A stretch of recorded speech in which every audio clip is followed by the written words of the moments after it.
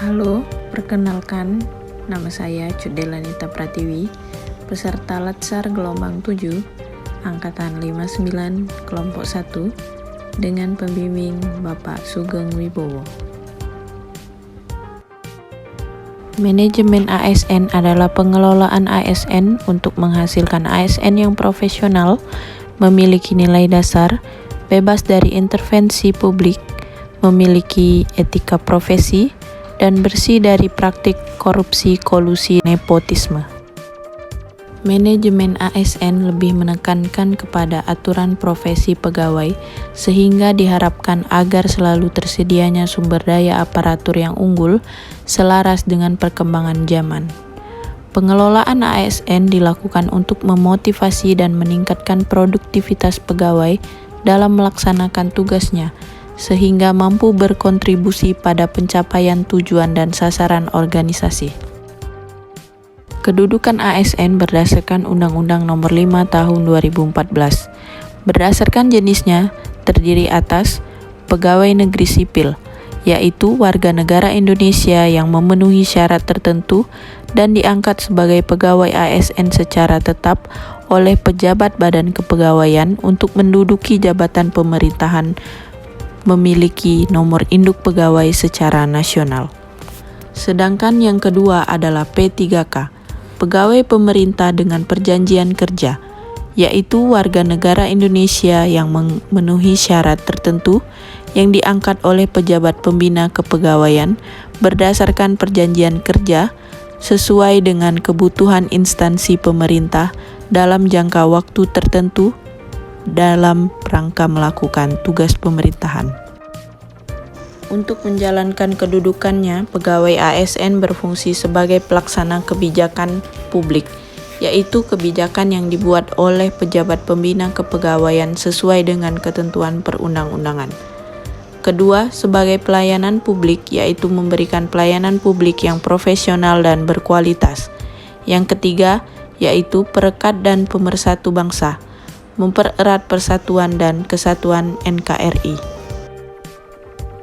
Selanjutnya, peran dari ASN ialah perencana, pelaksana, dan pengawas penyelenggaraan tugas umum pemerintahan dan pembangunan nasional melalui pelaksanaan kebijakan dan pelayanan publik yang profesional, bebas dari intervensi politik, serta bebas dari praktek KKN.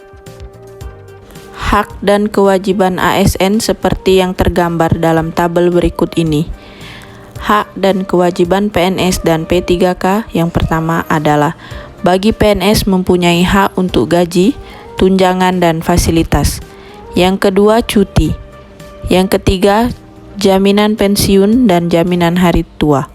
Yang keempat, perlindungan, dan yang kelima, pengembangan kompetensi. Sedangkan hak yang diperoleh oleh P3K adalah yang pertama gaji dan tunjangan, yang kedua cuti, yang ketiga perlindungan, yang keempat pengembangan kompetensi. Yang membedakan hak PNS dan P3K yaitu jaminan pensiun dan jaminan hari tua.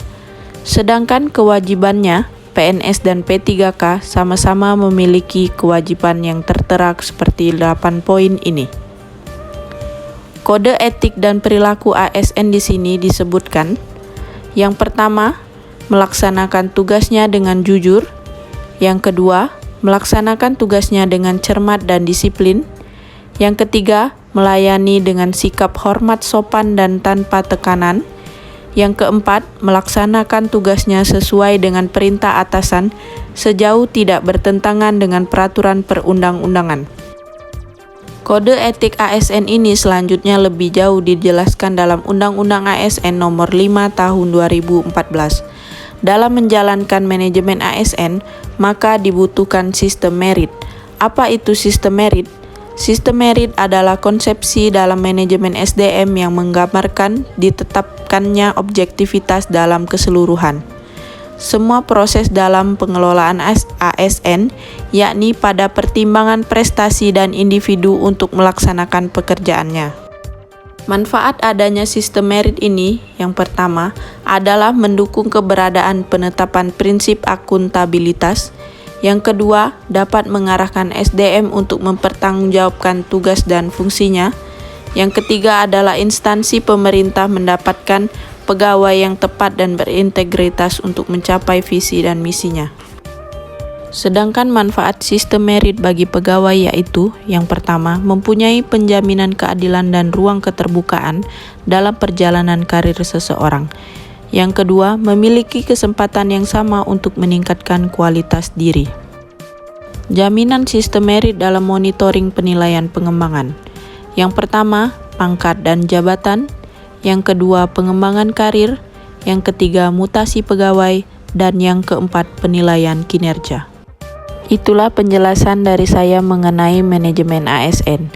Terima kasih, semoga bermanfaat. Wassalamualaikum warahmatullahi wabarakatuh.